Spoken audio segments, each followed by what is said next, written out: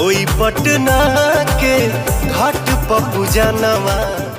हर पूजा अधूरा लागेला बिना हवन के, हर पूजा अधूरा लागेला बिना हवन के, भोजपुरी अधूरा लागेला बिना पवन के। जय हो छठी मैया। हेलो नमस्कार भोजपुरिया जहां तो भैया हो।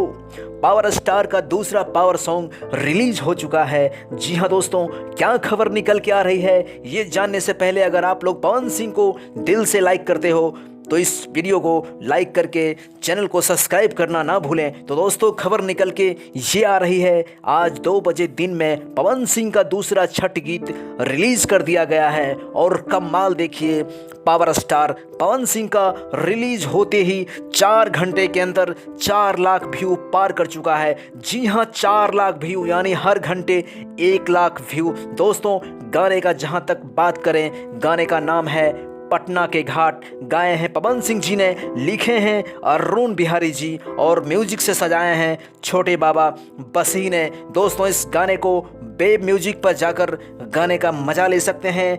गाना इतना मधुर है ना कि आपको बार बार सुनने को मन करेगा, लेकिन मन भरेगा नहीं। दोस्तों मैं खुद ही 50 बार इस गाने को सुन चुका हूं और उसके बाद मैं ये वीडियो बना रहा हूं। खैर ये जल्द ही रिकॉर्ड बनाने वाला है। मिलते हैं अगली वीडियो में, तब तक जय छठी मैया।